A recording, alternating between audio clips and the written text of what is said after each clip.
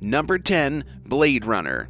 On Valentine's Day in 2013, South African Olympic gold medalist Oscar Pistorius killed his supermodel girlfriend Riva Steenkamp in their Pretoria home. Oscar claims he mistook 29-year-old Riva for a burglar breaking into the home and fired 4 shots through a locked bathroom door at 3 a.m.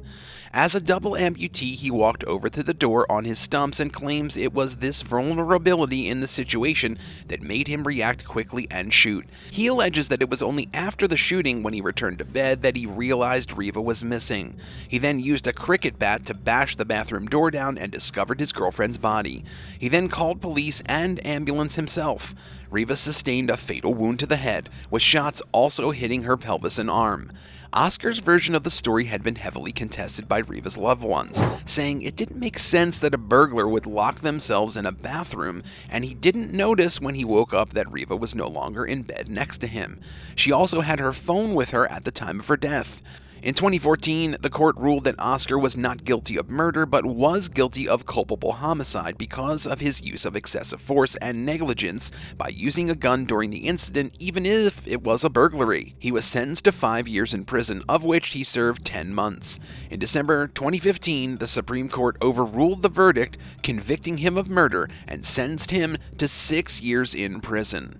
Number 9. Riverdale star. Perhaps you've heard of a little show called Riverdale. Like it or hate it, it was one of the most popular shows of the last decade. But one Canadian actor featured on the show named Ryan Grantham, who plays a character named Jeffrey Augustine, traded in a life of fame for a life behind bars. It turns out that Ryan's relationship with his mother was complicated. In March 2020, while his 64-year-old mother played piano, 22-year-old Ryan took the opportunity to shoot her in the back of the head. After this insane act of violence, he left his mom in a pool of her own blood and then packed his car with guns, bullets, 12 Molotov cocktails, and other destructive means. What was his plan? Well, he was on his way to Justin Trudeau's house, the Canadian Prime Minister. Yup, he took his mother's life and then planned on killing the leader of his country. But it didn't work out for the young star. He had a conscience after all that and turned himself in to the Vancouver police. Interrogations and psychiatric reports would reveal that Ryan had experienced an intense bout of depression before killing his mother. He claimed that he took his mother's life to, quote, spare her from seeing what he'd do next. Sadly, Mrs. Grantham won't even be alive to see her beloved son go to prison. He could spend the next 20 years locked up, and the next season of Riverdale might be postponed. Number 8. Ugly Betty. The show Ugly Betty was fairly popular in the early 2000s. It was about a stereotypically plain woman who managed to land a job in the high fashion world. For its time, it was a pretty fun watch and still holds up when revisited. But one actor featured on the show named Michael Brea went on to commit some pretty messed up acts of violence. Those who knew him said Brea was pretty close to his 55-year-old mother. She was an immigrant and was proud of all that her son had accomplished. But something went wrong in 2012. Michael did the unspeakable. He killed the woman who brought him into this world, and not only that, he killed her with a sword, claiming she had been possessed by a demon. It turns out Michael had gotten mixed up with some occult teachings, and before things went down, he had joined his local Masonic temple where he believes full-heartedly that a man had cursed him. Not long after this, he started feeling sick and felt as if he was a character in the Matrix. He told authorities this. Apparently, strangers started talking to him in public and kept questioning him about his mother. Michael took this as a sign that his mother wasn't who he thought she was. One night, he went home, set up what looked like a shrine with candles and cards with images of saints. Then he went to the kitchen and saw his mother cooking some chicken for dinner. But, in Michael's deranged mind, she had killed the animals for a black magic sacrifice. So, he did what he thought needed to be done, took his ceremonial Masonic sword, and killed her. Police came after noise complaints from the neighbors who claimed they heard Brea screaming Bible verses and saying repent over and over again. Officers found Michael standing over his mother, sword and Masonic Bible in hand. Number 7. Son of Anarchy. Bikers tend to get a bad rap. While they're shown as tough, irritable gangs in the media, in reality most of them are just people who ride bikes as a hobby. Sons of Anarchy from FX didn't do a great job easing the biker stereotype, and one actor from the show really took the cake. 28-year-old Johnny Lewis played Kip and had what seemed like a bright future in front of him. He had appearances in films before, like The Runaways and Aliens vs. Predator, and he even dated the pop sensation Katy Perry for a short while. But in September 2012, things went very, very wrong for Johnny. He was found dead outside of a building in Los Angeles after he fell off of one of the upper floors. This happened right after he supposedly beat his 81-year-old elderly landlord to death. Catherine Davis's body was found dead from blunt force trauma inside the building Johnny was in. After a police investigation, they found part of the building had been torn to pieces and ransacked. There was even a dead, beaten cat in one of the rooms. Before the murder of his landlord and his own death, Johnny had recently been released from jail for assault with a deadly weapon and burglary. In the months leading up to his demise, he broke into a woman's apartment, punched a man outside a yogurt shop, and tried to kill himself. Those close to Lewis were shocked by the news, saying the actor had always been fairly quiet and never seemed quick to anger. This source did admit that Johnny had expressed frustration about how his character in Sons of Anarchy had recently felt like just a joke. But would that have really been enough to drive him to commit such a violent crime? Maybe the quiet, peaceful Johnny was all just another act, and the real version of him came out when it was too late. The autopsy indicated he had suffered partial strangulation and had fingernail marks on his neck when he died. There was no indication that Lewis had been pushed or that he jumped from the roof. His mysterious death was ruled accidental. Number 6, from NFL to prison hell. It's no secret that America is obsessed with football. NFL stars make millions of dollars every year and are celebrities in the public eye. They get their own merchandise, snacks, and sometimes go on to act in TV commercials and movies after retiring from the athlete life. But not every NFL member makes it big or gets the same amount of attention. One player from the New England Patriots, though, was an exception. Aaron Hernandez was a superstar at the tight end position in the NFL. He met a man named Odin Lloyd at a family party, and the two men quickly formed a friendship.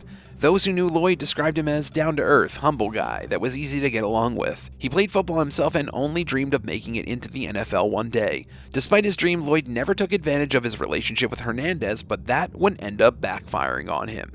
You see, Aaron had a history of breaking the law. He'd been involved in a shooting and some fights in the past, but after recognizing him as an NFL star, police had let him go. Things started to escalate though in 2012. Hernandez was involved but acquitted of charges in a Boston double homicide case. But just a year later, Lloyd would come to regret his relationship with the star. After seeing him talking with some men he'd fought with before, Hernandez believed Lloyd had betrayed him. He enlisted the help of some buddies and went to Lloyd's home late one night. Odin was never seen alive again, and his body was found with 5 gunshot wounds. Aaron was later charged with first-degree murder, but after serving 2 years of prison time, he hung himself. Number 5, from food to murder. Food Network ruled television in the early 2000s, from cooking legends like Gordon Ramsay or Bobby Flay to shows like Cutthroat Kitchen, MasterChef, and Kitchen Nightmares. The channel was captivating audiences and making them hungry around the world. As you probably guessed though, one Food Network star explored the world outside cooking and went too far. Juan Carlos Cruz was the former host of a show called Calorie Commando, which was a mediocre program compared to other giants on the platform.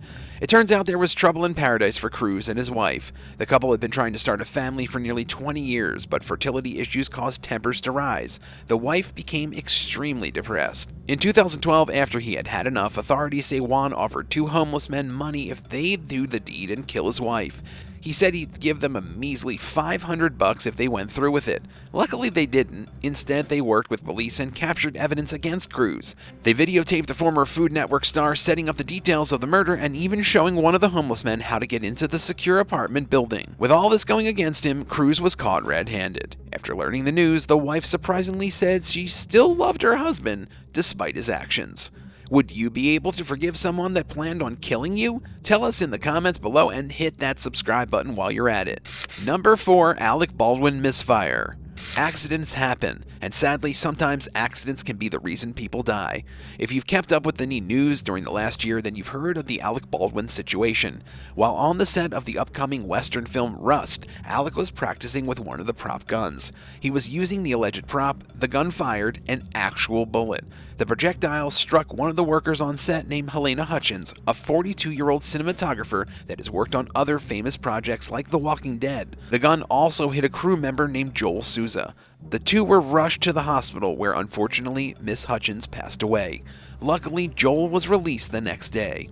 After initial chaos and confusion wore off, it was revealed that multiple workers had walked off the film set earlier the day of the shooting over poor working conditions. Accidental gunshots had gone off before on set, but Alec was assured the gun he was holding was not loaded and was safe to use. Authorities say it's unlikely anyone will actually be charged in the case since it seems the situation was just one terrible accident. Despite no criminal offense being put against him, this incident has left a real and lasting scar on Baldwin. In interviews, he's talked about how he's wrestled with guilt, but ultimately does not think he should be held accountable for the events that took place. He said, quote, "Someone is responsible for what happened, and I can't say who that is, but I know it's not me. Whether you think it was his fault or not, the fact remains, someone died as a result of Baldwin pulling the trigger." Number 3, Dog the Bounty Hunter. In terms of reality TV stars, Dog the Bounty Hunter is one of the most well-known. The long-haired, muscled man gives off a real tough guy energy that strikes fear into the hearts of those he hunts. But did you know that Dog has a history with crime himself? Yes, this bounty hunting brother wasn't always an arbitrator of the law. In 1976, he was the one who broke them. Dog, also known as Dwayne Lee Chapman, was convicted for the first-degree murder of an elderly man named Jerry Oliver back in the 1970s. The story says that as a tough young biker, Dwayne accidentally got involved when his friend killed Jerry. While he waited in the car, his buddy fought with the man over a drug deal gone south. Dwayne didn't pull the trigger himself, but under law, that doesn't mean he wasn't at fault. He was tried in Texas, found guilty, and given 5 years in prison. The court case might have been the foundation of Dog's future career, and it had some lasting consequences. He only served a little under 2 years of his sentence, but he's forever barred from owning a gun. As to why he chose a life of bounty hunting, he says that his whole life people have misjudged and misunderstood him. That's why he's been trying for nearly 3 decades to prove to the world that he is a good guy. What do you think? Do you believe Dog has proven himself and made up for his crimes in the past? Number 2, Rock and Roll. AC/DC has stuck around as one of the most popular and well-known rock bands of all time. To this day, millions of people enjoy their music and wear band shirts and other merchandise daily, but the world of rock and roll can be, well, a little rocky to say the least. One member from the iconic band got into a little bit of trouble. The drummer, Phil Rudd, has pleaded guilty in New Zealand courts. On what charge, you ask? Well, the usual drug possession. Oh, and threatening to kill his assistant. Apparently, Rudd had tried to get his old assistant and security guard killed after his solo album was a massive failure. Following the album's release, Rudd called someone asking if they could help take out the assistant in exchange for $200,000, some kind of vehicle, or a house. After multiple threatening phone calls, including one where Rudd said he was going to, quote, "come over and kill you," the assistant felt truly scared for his safety and contacted authorities. Luckily, the murder was never actually followed through with, but Rudd would still be tried in court for his crimes and sentenced to 8 months house arrest. The next time you listen to AC/DC, you might feel a little different when the drums come in. Number 1, Sid Vicious. We talked about the world of rock and roll a bit with Phil Rudd, and the punk rock scene of the 70s was just as wild, if not more. John Simon Ritchie, more famously known as Sid Vicious, reached international audiences and recognition as the bassist of the Sex Pistols. His world was full of what you might expect of early rock stars: drugs and lots of booze. Sadly, Vicious died early in his life from a heroin overdose, but it is widely believed that he was the one who killed Nancy Spungen, his 20-year-old lover. After the Sex Pistols disbanded, Vicious and Nancy moved to the States and set up a home in Hotel Chelsea, New York. There, they regularly threw parties and used drugs. One October morning in 1978, Vicious woke up to find Nancy dead in the bathroom. The young woman had been stabbed in the abdomen. Not long after, police arrested Sid, and he even confessed to the act, saying, quote, "I stabbed her, but I never meant to kill her," end quote. Even with this confession, details were cloudy given Sid's history with drugs and the fact that 4 months after the murder, he died himself. Sadly, we'll probably never know the full truth of what happened to Nancy and if it really was malicious on Sid's half. That's all for today, and thanks for watching. Fame isn't all it's made out to be. Did it surprise you that some of these celebrities had such a dark past? Let us know in the comments down below, and be sure to subscribe if you haven't already. See you next time on The Bad Badger.